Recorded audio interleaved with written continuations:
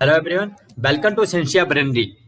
आप सभी का agriculture current affairs and GK 2022 के फोर्थ एपिसोड में स्वागत है। जो ASRB administrative officer ASRB AO का जो एग्जाम है वो 10 मई को होना है और उसके लिए जो एग्रीकल्चर करंट अफेयर है वो एक बहुत ही इंपॉर्टेंट पार्ट है। और इसके लिए जो भी स्टूडेंट्स प्रिपेयर कर रहे हैं एएसआरबी एओ के लिए, तो उनके लिए जो हमने 2021 में 2021 में 18 एपिसोड कवर किए हैं एग्रीकल्चर करंट अफेयर के, तो लास्ट 1 ईयर के एपिसोड इंक्लूडिंग जो ये 4 एपिसोड है एग्रीकल्चर करंट अफेयर के 2022 में, तो ये सभी आपके लिए बहुत इंपॉर्टेंट है रिलेटेड टू एग्रीकल्चर, जो भी आपका एएसआरबी एओ का एग्जाम होना है। और इसके साथ साथ जो हमारा एग्रीकल्चर करंट अफेयर के जो ये एपिसोड है they are equally important for the ICR exams, जैसे कि आईसीआर जेआरएफ और आईसीआर एसआरएफ का जो एग्जाम होता है उसमें भी एग्रीकल्चर करंट अफेयर के क्वेश्चन पूछे जाते हैं। तो उसके लिए भी जो हमारे 2021 और 2022 के जो भी एपिसोड्स हैं वो बहुत ही इंपॉर्टेंट है। So stay tune with Sensia Brainery. और इसके साथ साथ जो एएसआरबी एओ की तैयारी कर रहे हैं उसमें आईसीआर स्ट्रक्चर एंड फंक्शन वो भी एक पार्ट है आपके एएसआरबी एओ के सिलेबस का, तो उसकी वीडियो मैं पहले ही अपलोड कर चुका हूँ। जो आज का आईसीआर स्ट्रक्चर एंड फंक्शन की हमने 2 एपिसोड कवर किए हैं, तो आप हमारे सेंशिया ब्रेनरी चैनल में जा सकते हैं और उसको फॉलो कर सकते हैं। तो आज की डिस्कशन हम स्टार्ट करते हैं। तो आज का हमारा फर्स्ट क्वेश्चन है, the draft integrated plant nutrition management bill 2022 covers. अभी रिसेंटली गवर्नमेंट ऑफ इंडिया ने एक draft integrated plant nutrition management bill 2022 जो है वो प्रेजेंट किया। तो ये जो अभी ड्राफ्ट बिल है अभी ये पास नहीं हुआ है, अभी ड्राफ्ट ही प्रेजेंट किया गया इसका। तो ये जो 2022 का integrated plant nutrition management bill है, ये इसमें से कौन कौन से पॉइंट जो कवर करता है? To fix maximum selling price of fertiliser का मैक्सिमम सेलिंग प्राइस फिक्स करना, या to promote the development and sustainable use of balanced fertiliser का प्रमोट करना और उनकी डेवलपमेंट को प्रमोट करना, या simplify the process for the manufacture, production, distribution and price management of fertiliser in India. तो इसका राइट आंसर है आपका डी, ऑल ऑफ दिस। ये सभी पॉइंट जो वो इस draft integrated plant nutrition management bill 2022 में कवर होते हैं। तो आप देख सकते हैं कि रिसेंटली जो यूनियन गवर्नमेंट है उन्होंने draft integrated plant nutrition management bill 2022 वो प्रेजेंट किया, जिसका कि मेन मोटो है to fix the maximum selling price of fertiliser. जो फर्टिलाइजर्स हैं उनका मैक्सिमम सेलिंग प्राइस जो उसको फिक्स करना और उसकी क्वालिटी एंड डिस्ट्रीब्यूशन को रेगुलेट करना। तो आप देख सकते हैं कि इसमें जो इंपॉर्टेंट पॉइंट्स हैं जो integrated plant nutrition management authority of India है, तो जिसमें ये बिल प्रेजेंट किया गया draft integrated plant nutrition management bill 2022। अभी ये ड्राफ्ट है, बिल पास नहीं हुआ है। तो इसमें ये इंपॉर्टेंट पॉइंट्स हैं कि एक तो मैक्सिमम सेलिंग प्राइस फिक्स करना, ठीक है, और एक ऐसी अथॉरिटी बनाना जो कि रेगुलेट करेगी उसकी मैन्युफैक्चर ऑफ फर्टिलाइजर की रजिस्ट्रेशन को, या उसके जो भी टेक्निकल स्टैंडर्ड्स होते हैं फर्टिलाइजर के उनको रेगुलेट करेगी, उनको कंट्रोल करेगी, ऐसी अथॉरिटी बनाना। और दूसरी बात है कि मैक्सिमम सेलिंग प्राइस फिक्स करना। अगर ये एक्ट पास हो जाता है, ये जो ड्राफ्ट बिल अगर ये पास हो जाता है, तो इससे क्या होगा कि जो सेंट्रल गवर्नमेंट है इसको पावर देगा, इसको एम्पावर करेगा किस चीज के लिए? To fix the maximum selling price of fertiliser. जो प्राइसेस हैं फर्टिलाइजर्स हैं उनका मैक्सिमम सेलिंग प्राइस फिक्स करने के लिए सेंट्रल गवर्नमेंट के पास पावर रहेगी। और साथ में it will also empower the central government to control its quality as well as distribution. जो फर्टिलाइजर्स हैं उनकी क्वालिटी और उसकी डिस्ट्रीब्यूशन को भी एक कंट्रोल करने की पावर देगी सेंट्रल गवर्नमेंट को। नेक्स्ट पॉइंट है कि सिंप्लीफाई द प्रोसीजर। ये जो बिल है it will also simplify the process for the manufacture, production, distribution and price management of fertilisers in India. जो मैन्युफैक्चर, प्रोडक्शन या डिस्ट्रीब्यूशन या प्राइस मैनेजमेंट की जो प्रोसेस होती है फर्टिलाइजर्स की इंडिया में, तो उस प्रोसेस को भी ये जो बिल है ये सिंप्लीफाई करेगा। तो इसमें रिस्ट्रिक्शन क्या है लगेंगी इस बिल के अंदर? इसमें एक रिस्ट्रिक्शन तो ये होगी कि नो पर्सन कैन मैन्युफैक्चर, मतलब कोई भी इंसान, कोई भी पर्सन जो है वो मैन्युफैक्चर नहीं कर सकता है या सेल नहीं कर सकता है या इंपोर्ट फॉर द सेल और market without obtaining the appropriate registration from the authority. कोई भी इंसान जो फर्टिलाइजर को मैन्युफैक्चर, सेल, इंपोर्ट या सेल नहीं कर सकता है बिना जो अप्रोप्रिएट रजिस्ट्रेशन अथॉरिटी है उसकी परमिशन के बिना। दूसरा पॉइंट है कि नो डीलर, कोई भी डीलर या मैन्युफैक्चरर जो है या इंपोर्टर है जो कि फर्टिलाइजर मार्केटिंग एंटिटी है, दैट शैल सेल और offer for sale any fertiliser at a price exceeding the maximum selling price. कोई भी डीलर या मैन्युफैक्चरर जो है फर्टिलाइजर्स का, वो मैक्सिमम सेलिंग प्राइस जो फर्टिलाइजर का जो फिक्स किया जाएगा गवर्नमेंट ऑफ इंडिया के द्वारा, उससे ज्यादा प्राइस पे कोई भी डीलर ना तो इंपोर्ट कर सकता है ना एक्सपोर्ट कर सकता है या सेल कर सकता है फर्टिलाइजर्स को। तो फर्टिलाइजर इंडस्ट्री इन इंडिया की अगर हम बात करें तो जो फर्टिलाइजर इंडस्ट्री है भारत की, that is the second most important industry in India after iron and steel. अगर हम बात करें तो आयरन एंड स्टील की जो इंडस्ट्री है उसके बाद फर्टिलाइजर इंडस्ट्री जो है इंडिया में, वो सेकेंड मोस्ट इंपोर्टेंट इंडस्ट्री है इंडिया में। और आप देख सकते हैं कि जो इंडियन फर्टिलाइजर मार्केट है is estimated to a record CAGR means compound annual growth rate of 11.9% during the forecast period of 2021 to 2026। तो आप देख सकते हैं कि इसकी जो रिकॉर्ड है कंपाउंड एनुअल ग्रोथ रेट जो है इंडियन फर्टिलाइजर मार्केट की, that was estimated about 11.9% for the forecast period of 2021 से 2026 की। और दूसरी बात ये कि जो इंडिया जो है is the second biggest consumer of fertiliser in the world, next only to China. तो आप देखते हैं कि इंडिया जो है सेकंड लार्जेस्ट प्रोड्यूसर है फ्रूट्स का, वेजिटेबल का, चाइना के बाद। और जब फर्टिलाइजर कंजप्शन की बात करते हैं तो फर्टिलाइजर कंजप्शन में भी इंडिया जो सेकंड बिगेस्ट कंज्यूमर है फर्टिलाइजर का, second biggest consumer of fertiliser in the world after China के बाद। और अगर हम बात करें, India also rank second in the production of nitrogenous fertilisers and third in phosphatic fertiliser. एक तो फर्टिलाइजर कंजप्शन में मतलब हम बात करें तो सेकंड बिगेस्ट कंज्यूमर है फर्टिलाइजर का वर्ल्ड में चाइना के बाद। और जो नाइट्रोजिनस फर्टिलाइजर है उसकी प्रोडक्शन में भी इंडिया का सेकंड रैंक है। और अगर हम फॉस्फेटिक फर्टिलाइजर की बात करें उसकी प्रोडक्शन में इंडिया का थर्ड रैंक है वर्ल्ड में। नेक्स्ट क्वेश्चन है health star rating system, HSR system जो है for the packaged food products labelling will be started by. अभी रिसेंटली एक न्यूज में था कि जो हेल्थ स्टार रेटिंग सिस्टम जो है वो इंट्रोड्यूस किया जाएगा जो भी पैकेज फूड प्रोडक्ट्स होते हैं उनकी लेबलिंग में। तो ये सिस्टम जो है किसके द्वारा इंट्रोड्यूस किया गया है, तो इसका राइट आंसर है आपका B, food safety standard authority of India के द्वारा। तो ये हेल्थ स्टार रेटिंग सिस्टम क्या है, हमें पता जो food safety and standard authority of India है तो उसके जो CEO हैं अर्जुन सिंघल जी, तो उन्होंने बताया कि दे आर प्लानिंग, जो FSSAI है वो प्लान कर रही है to go ahead with the new star rating system. ये जो हेल्थ स्टार रेटिंग सिस्टम है ये इंट्रोड्यूस करने वाले हैं for the packaged food and beverages के लिए, instead of telling companies to use warning level on the basis of ingredient. मतलब ये स्टार सिस्टम इंट्रोड्यूस करेंगे, जो भी प्रोडक्ट्स होंगे पैकेज फूड प्रोडक्ट्स हैं या बेवरेजेस होंगे तो किसके स्थान पर, जैसे कि कंपनी जो है वो वार्निंग लेवल लगाती हैं आपके जो भी पैकेज फूड या प्रोसेस्ड होते हैं, जो भी इसमें इंग्रेडिएंट होते हैं उस फूड प्रोडक्ट में, उसके बेस पे वार्निंग लेवल्स जो है वो लगाए जाते हैं। तो वार्निंग लेवल की जगह अब FSSAI क्या बोल रही है कि हेल्थ स्टार रेटिंग सिस्टम, जो स्टार रेटिंग सिस्टम है वो इंट्रोड्यूस किया जाएगा पैकेज फूड एंड प्रोडक्ट के लिए। और ये जो रेटिंग है that will be the first such in India, a country burdened with lifestyle diseases and is aimed at guiding consumer to opt for the healthy food। तो जो FSSAI है इसका मानना है कि इससे जो है जो हमारे कंज्यूमर हैं उनको हेल्दी फूड ऑप्ट करने में हेल्प मिलेगी। और ये जो HSR फॉर्मेट है that ranks A packaged food item based on the salt, sugar and fat content and the rating will be printed on the front of the package. और ये जो HSR मतलब हेल्थ स्टार रेटिंग सिस्टम है इसमें जो rating दी जाएगी किस base पे दी जाएगी, जो फूड आइटम होगी, जो फूड प्रोडक्ट होगा उसमें जो सॉल्ट होगा, ये शुगर है, फैट कंटेंट होगा, उसके बेस पे उसको रेटिंग दी जाएगी कि ये हेल्दी है या ज़्यादा हेल्दी है, कम हेल्दी है या अनहेल्दी है। और ये जो रेटिंग है ये कहाँ पे प्रिंट होगी, फ्रंट पे, पैकेज के फ्रंट पे। अभी तक जो भी इंडिया में वार्निंग लेवल दिए जाते हैं वो पैकेज के बैक साइड पे दिए जाते हैं, मतलब फ्रंट ऑफ पैकेज लेवलिंग जो है वो अभी तक इंडिया में नहीं है। तो ये जो HSR सिस्टम है ये फ्रंट ऑफ पैकेज लेवलिंग जो है वो कहाँ पे दी जाएगी, फ्रंट पे दी जाएगी पैकेट के।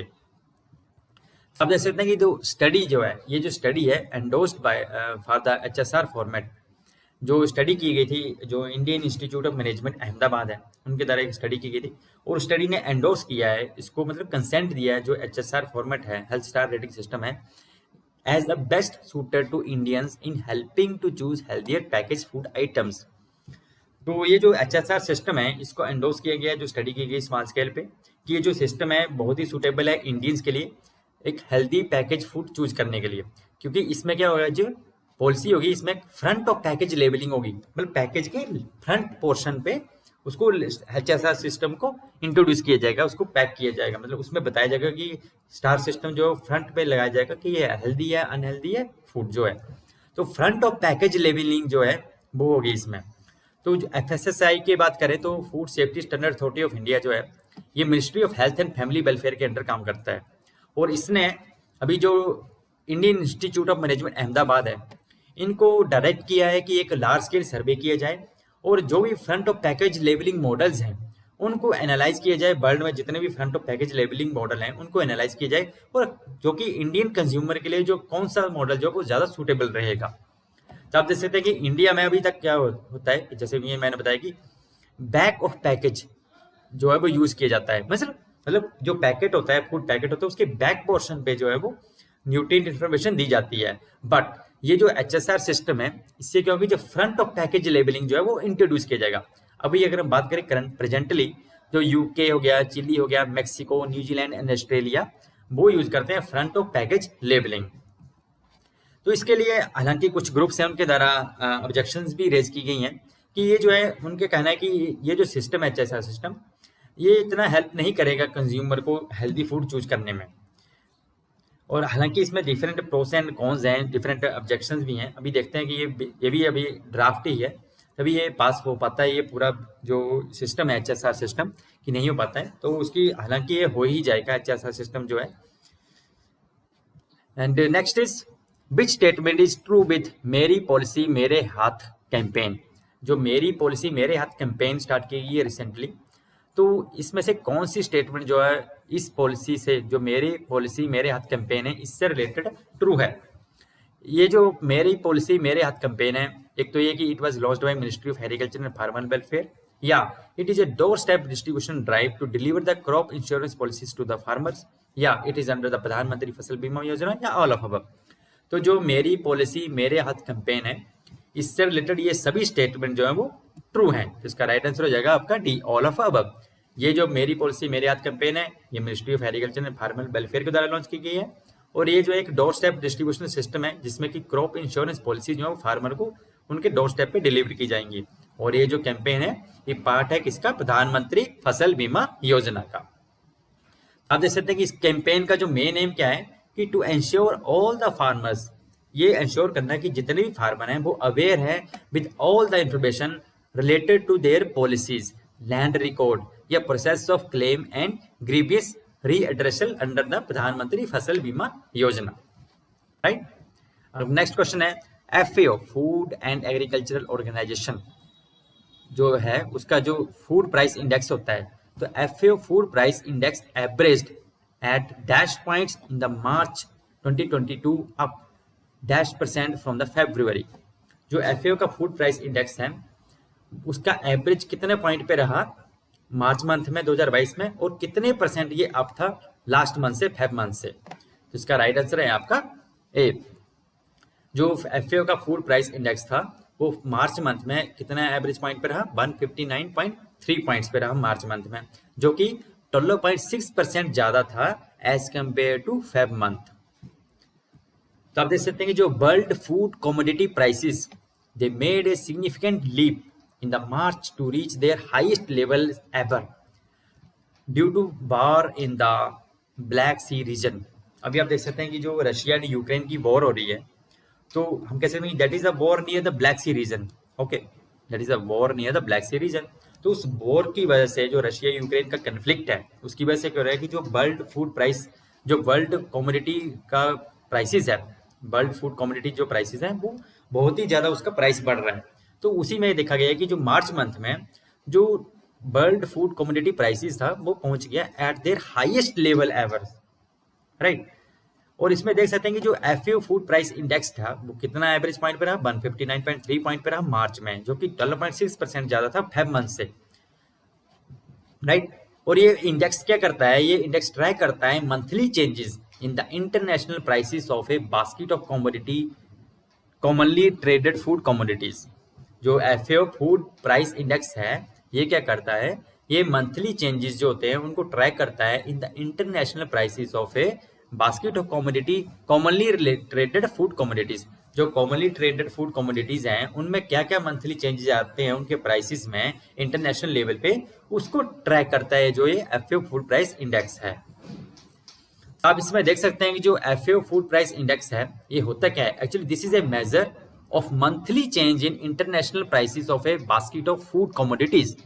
मतलब एफएओ फूड प्राइस इंडेक्स होता क्या है कि ये ट्रैक करता है, जैसे कि हमने बात की ट्रैक करता है, ये मेजर करता है कि मंथली कितना चेंज आ रहा है जो भी इंटरनेशनल प्राइसेस में, जो फूड कमोडिटीज हैं उनके इंटरनेशनल प्राइसेस में मंथली कितना चेंज आ रहा है। तो एफएओ फूड प्राइस इंडेक्स वही बताता है। तो आप देख सकते हैं कि इसमें जो देखा गया है कि डिफरेंट कमोडिटीज के प्राइसेस जो हैं वो हाई हुए हैं। तो आप देख सकते हैं कि the world wheat prices they sold by 19.7% during this month. तो मार्च मंथ में जो वर्ल्ड का व्हीट प्राइसेस था वो 19.7% ज्यादा था as compare to Feb month. और उसकी बीच में आप देखेंगे तो मेज प्राइसेस की बात करें तो they were also 19.1% higher as compare to the previous record. और साथ में आप देखें वेजिटेबल ऑयल प्राइस इंडेक्स की बात करें तो डेट रोज 23.2%, राइट। और इसमें भी जो ज्यादा डिमांड है मेनली सनफ्लावर सीड ऑयल की, जिसमें कि यूक्रेन से जो था ज्यादा इंपोर्ट किया जाता था। यूक्रेन जो था वर्ल्ड का लीडिंग एक्सपोर्टर था सनफ्लावर सीड ऑयल में, बट अभी क्या हुआ कि रशिया यूक्रेन का कॉन्फ्लिक्ट है, तो उसकी वजह से आप देख सकते हैं कि जो भी वेजिटेबल ऑयल्स हैं उनका प्राइस भी बहुत ज्यादा बढ़ गया है, क्योंकि अभी वहां से तो इंपोर्ट नहीं हो पा रहा है, जो यूक्रेन जो एक्सपोर्ट नहीं कर पा रहा है उतना, राइट, क्योंकि रशिया यूक्रेन की कन्फ्लिक्ट की वजह से। और उसमें जो सनफ्लावर सीड ऑयल की बात करें तो यूक्रेन जो वर्ल्ड का लीडिंग एक्सपोर्टर था। उसी तरह जो पाम ऑयल है, सोया ऑयल है, रेप सीड ऑयल प्राइसेस हैं, उनके प्राइसेस भी बढ़ रहे हैं continuously due to this conflict. अब शुगर प्राइस की बात कर लें तो that also rose 6.7% as compare to Feb month. इसी तरह आप एफएओ मीट प्राइस इंडेक्स की बात करें तो वो भी 4.8% बढ़ा है as in the March month में as compare to Feb month. और डेयरी प्राइस की बात करें तो वो भी 2.6% बढ़ा है एज कम्पेयर टू जो आपका लास्ट मंथ है, राइट। तब देख सकते हैं कि जो रशिया और यूक्रेन का जो कन्फ्लिक्ट है उसकी वजह से कितना चेंजेस आ रहे हैं जो वर्ल्ड फूड कमोडिटीज हैं इंटरनेशनल लेवल पे। Next is recently the Ministry of Agriculture and Farmer Welfare on March 7th 2022 has issued the fertilizer amendment order 2022 to amend the fertilizer control order। अभी recently fertiliser amendment order 2022 जो है वो issue किया गया ministry of agriculture and farmer welfare के द्वारा। तो ये जो फर्टिलाइजर अमेंडमेंट ऑर्डर 2022 है ये कौन से फर्टिलाइजर कंट्रोल ऑर्डर को अमेंड किया गया है, जिसका राइट आंसर है आपका ए, फर्टिलाइजर कंट्रोल ऑर्डर 1985 को उसमें अमेंडमेंट की गई है, तो उसको नाम रखा गया फर्टिलाइजर अमेंडमेंट ऑर्डर 2022। तो आप देख सकते हैं कि ministry of agriculture and farmer welfare ने 7 मार्च 2022 को एक ऑर्डर इशू किया जिसका कि नाम रखा गया फर्टिलाइजर्स इंक्लूडिंग और इनऑर्गेनिक, ऑर्गेनिक और mix fertilisers control amendment order 2022 to amend the fertilisers यानी कि इनऑर्गेनिक, ऑर्गेनिक और mix fertiliser control order 1985। Fertiliser control order जो 1985 का है उसी को अमेंड किया गया और उसमें जो अमेंडमेंट है और उसको नाम दिया गया फर्टिलाइजर अमेंडमेंट ऑर्डर 2022। अब देख सकते हैं कि ये जो फर्टिलाइजर कंट्रोल ऑर्डर 1985 में जो अमेंडमेंट की गई है जिसका कि नाम रखा गया है फर्टिलाइजर अमेंडमेंट ऑर्डर 2022, तो इसमें क्या मेन पॉइंट है। एक तो ये कि ये जो स्टेट्स है, ये जो ऑर्डर है ये स्टेट्स को अलो करता है to proceed against the manufacturers and dealers whenever the samples drawn from the non-tempered bags fail to meet the standards। इस ऑर्डर के अंतर्गत जो स्टेट्स हैं, जो भी डीलर्स या मैन्युफैक्चरर्स होते हैं फर्टिलाइजर्स के, वो उनके अगेंस्ट जा सकते हैं कोर्ट में या उनको स्यू कर सकते हैं कोर्ट में, अगर जो फर्टिलाइजर वो एक्सपोर्ट कर रहे हैं, जो भी फर्टिलाइजर के साथ वो डील कर रहे हैं, उसके जो पैकेज में अगर वो उसके क्वालिटी स्टैंडर्ड को मीट नहीं करता है। ठीक है, एक तो स्टेट को ये हक दिया जा रहा है कि वो प्रोसीड कर सकती हैं अगेंस्ट द बोथ मैन्युफैक्चरर और डीलर के अगेंस्ट जब जो सैंपल्स हो गए फर्टिलाइजर्स के they fail to meet the standards. Okay, second thing ये है कि जो ministry has also permitted the dealer, जो डीलर्स हैं उनको परमिट किया है to keep the digital stock records, जो डिजिटल स्टॉक रिकॉर्ड है वो मेंटेन किए जाएं डीलर के द्वारा, उसके लिए भी मिनिस्ट्री ने परमिट किया है डीलर्स को। Next is Halari is the breed of dash about which recently a special convention was organized to spread awareness among the pastoral community about this breed। हलारी जो किसकी ब्रीड है जिसके लिए अभी रिसेंटली एक कन्वेंशन ऑर्गेनाइज की गई थी ताकि जो पेस्टोरल कम्युनिटी है उसमें इस ब्रीड के प्रति अवेयरनेस जो है वो स्प्रेड की जाए। तो हलारी जो है that is the breed of donkey. Okay, तो आप देख सकते हैं रिसेंटली एक स्पेशल कन्वेंशन जो है वो ऑर्गेनाइज की गई कहाँ पे, Upleta town of Rajkot district of Gujarat, Gujarat में, जहाँ पे जो गुजरात में जितने भी डंकी ब्रीडर्स हैं वो सभी इकट्ठे हुए उस कन्वेंशन में। और इस कन्वेंशन का जो मेन पर्पज क्या था, कि इस कन्वेंशन का मेन पर्पज ये था कि जो to spread the awareness among the pastoral community about the Halari donkeys and help them appreciate the animals birth। जो हलारी ब्रीड है डंकीज की, उसकी जो बर्थ है, उसकी जो वैल्यू है, उसके बारे में अवेयरनेस क्रिएट करने के लिए अमंग द पेस्टोरल कम्युनिटी में, तो उसके लिए जो कन्वेंशन है वो ऑर्गेनाइज की गई गुजरात में। तो हलारी जो किसकी ब्रीड है, डंकी की ब्रीड है। और ये जो कन्वेंशन है किसके द्वारा ऑर्गेनाइज की गई, ये कन्वेंशन ऑर्गेनाइज की गई एक वॉलंटरी ऑर्गेनाइजेशन जिसका नाम है सहजीवन ऑर्गेनाइजेशन। ठीक है, इसके द्वारा ये जो कन्वेंशन है ऑर्गेनाइज की गई, जो कि वर्क करती है mainly for the welfare of Gujarat pastoral community के लिए। तो आप देख सकते हैं ये हलारी ब्रीड है, ये हलारी फीमेल है और ये हलारी ब्रीड का मेल है, राइट। तो जो national bureau of animal genetic resources है, जिसका हेडक्वार्टर कहाँ पे, करनाल हरियाणा में। तो आप देख सकते हैं कि ये जो ब्रीड है हलारी ब्रीड, एक्चुअली ये that is native to Gujarat, Gujarat में जो सौराष्ट्र रीजन है वहाँ की नेटिव है। और ये जो ब्रीड है डंकीज की, हलारी ब्रीड जो है, एक्चुअली इसके जो डंकीज होते हैं वो व्हाइट कलर के होते हैं। आप देख सकते हैं ये फीमेल है व्हाइट कलर में और ये मेल है, ये भी व्हाइट कलर में है, राइट। और इसका जो फोर हेड होता है, राइट, इनका जो फोर हेड होता है that is mostly convex type का फोर हेड होता है इनका। Okay, and Halari donkey has a strong build and large size with an average height at wither of 108 centimetre in the males and 107 centimetre in the females में। Okay, और average body length की बात करें तो 117 centimetre होती है mail में body length, और फीमेल में होती है 115 सेंटीमीटर। मतलब मेल और फीमेल में ज्यादा डिफरेंस नहीं, सिर्फ 1 या 2 सेंटीमीटर का फर्क है अगर हाइट या लेंथ की बात करें। Okay, next is national protein day is celebrated on. India में जो नेशनल प्रोटीन डे है वो कब सेलिब्रेट किया जाता है, तो इसका राइट आंसर है आपका बी, 27 फेब को। तो अभी रिसेंटली फेब मंथ में 2022 में नेशनल प्रोटीन डे सेलिब्रेट किया गया था। तो आप देख सकते हैं ये जो प्रोटीन डे है, नेशनल प्रोटीन डे, जो कि 27 फेब को सेलिब्रेट किया जाता है, और जिसका कि मेन मोटो क्या है, to create the awareness about protein deficiency and encourage people to include of this macronutrient in their diet.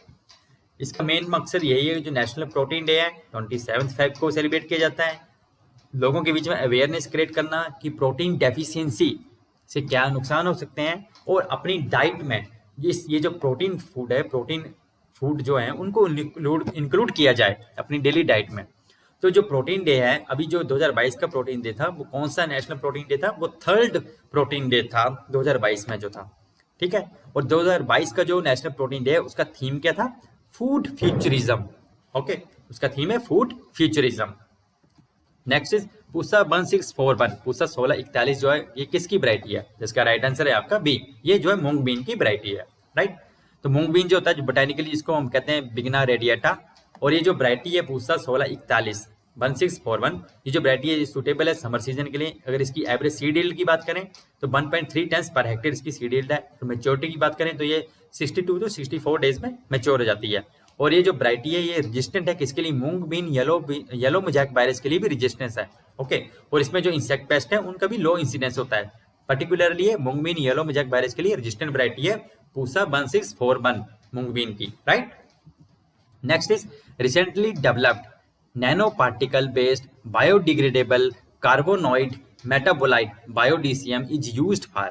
अभी रिसेंटली एक नैनो पार्टिकल बेस्ड बायोडीसीएम जो है वो डेवलप किया गया है। Bio DCM is biodegradable carbonoid metabolite. Okay, तो ये जो नैनो पार्टिकल बेस्ड बायोडीसीएम है ये किस पर्पज के लिए यूज किया जाता है, इसका राइट आंसर है आपका A, for the crop protection against fungal and bacterial diseases. Crops को फंगल और बैक्टीरियल डिजीजेस से बचाने के लिए ये जो nano particle based biodegradable carbonoid metabolite जो है वो तैयार किया गया है, राइट।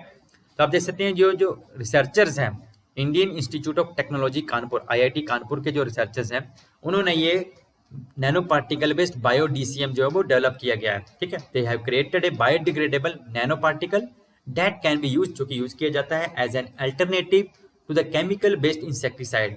जो भी केमिकल केमिकल इंसेक्टिसाइड्स हैं, फंजीसाइड्स हैं या बैक्टीरिसाइड्स हैं, उनके स्थान पर हम इस nano particle based biodegradable nano particle based जो ये न्यूट्रिएंट है या पेस्टिसाइड है, इसको हम यूज कर सकते हैं, जो कि बायोडिग्रेडेबल नैनो पार्टिकल है, इसको हम यूज कर सकते हैं इंस्टेड ऑफ जो केमिकल इंसेक्टिसाइड या यूज करते हैं, जैसे कि बैक्टीरियल या फंगल डिजीज को कंट्रोल करने के लिए। ठीक है, और ये जो बायोडीसीएम है, ये जो nano particle based biodegradable carbonate metabolite है, ये जो होता है लो कंसेंट्रेशन में एक्टिव होता है, मतलब इसकी बहुत ही कम कंसेंट्रेशन चाहिए, और ये बहुत ही इक्वली इफेक्टिव है जितना कि ये दूसरे पेस्टिसाइड जो हैं, जैसे कि फंजीसाइड या बैक्टीरियासाइड हैं, वो इफेक्टिव होते हैं, केमिकल पेस्टिसाइड तो उतना ही इफेक्टिव है और लो कंसेंट्रेशन में चाहिए, और इसका कोई भी सॉइल या कंज्यूमर हेल्थ के लिए इसका कोई भी नुकसान नहीं है, राइट। तो अकॉर्डिंग टू ए रिपोर्ट, अगर आप देखें तो एक रिपोर्ट रिलीज की गई थी by the FAO, food and agriculture organisation जो है, जो कि UN की एक ऑर्गेनाइजेशन है, उसके द्वारा जून 2021 में एक रिपोर्ट रिलीज की गई थी, जिसमें कि ये बताया गया था कि अराउंड द वर्ल्ड फार्मर जो है वो लगभग 40% ऑफ देयर क्रॉप, अब 40% जो क्रॉप है फार्मर्स की, वो लूज कर देते हैं किस वजह से, इंसेक्ट अटैक या डिजीज अटैक की वजह से हर साल, जिससे कि हर साल लगभग $290 बिलियन का लॉस होता है टू द ग्लोबल इकोनॉमी को। तो आप देख सकते हैं कि ये जो डिजीजेज हैं, इंसेक्ट पेस्ट हैं, इसकी वजह से फार्मर क्रॉप को कितना लॉस हो रहा है और ग्लोबल इकोनॉमी को भी कितना ज़्यादा लॉस हो रहा है, $290 बिलियन। और अगर हम केमिकल पेस्टिसाइड की बात करते हैं तो उससे हमारी सॉइल को भी लॉस है, हमारी सॉइल हेल्थ खराब होती है, कंज्यूमर की हेल्थ खराब होती है। तो इस बेस से ये जो नैनो पार्टिकल बेस्ड बायोडिग्रेडेबल हैं, ये बहुत ही हेल्पफुल हैं, क्योंकि एक तो लो कंसेंट्रेशन में यूज होंगे, और दूसरी बात यह है कि आपकी सॉइल हेल्थ और कंज्यूमर हेल्थ को भी इससे कोई नुकसान नहीं होगा। अब इसी में एक एग्जांपल देखें तो दिसंबर 2021 में IIT कानपुर के द्वारा ही एक भू परीक्षक, एक सॉइल टेस्टिंग इक्विपमेंट जो वो डेवलप किया गया, भू परीक्षक, जिसमें कि क्या कर सकते हैं, हम सॉइल हेल्थ को 90 सेकेंड में डिटरमाइन कर सकते हैं। जो कि आप देखें जो दूसरा प्रोसीजर है सॉइल सैंपलिंग का, सॉइल्स का सैंपल लेंगे, उसको लैब में लेके जाएंगे, और वहाँ तब जाके उसका सॉइल हेल्थ का स्टेटस आपको पता लगेगा। ठीक है, तो वो एक बहुत ही लंबा प्रोसीजर है, जिसमें कि आपको कुछ दिन तक वेट करना पड़ता है सॉइल हेल्थ के रिजल्ट्स के लिए। तो उसी दिशा में भू प्रेक्षक ये जो इंस्ट्रूमेंट है, एक इम्प्लीमेंट जो है डेवलप किया गया था IIT कानपुर के द्वारा, जिससे कि आप सॉइल टेस्टिंग इक्विपमेंट है, जिससे कि आप सॉइल हेल्थ को 90 सेकंड में डिटरमाइन कर सकते हैं कि उसमें कितने मैक्रोन्यूट्रिएंट है, कितने माइक्रोन्यूट्रिएंट है, उसमें किस न्यूट्रिएंट की कमी है। भू परीक्षक। Okay, so this is all about today. अगर आपको वीडियो अच्छा लगा तो शेयर करें, सब्सक्राइब करें एंड लाइक करें। Jai Hind, stay tuned with Sensia brain.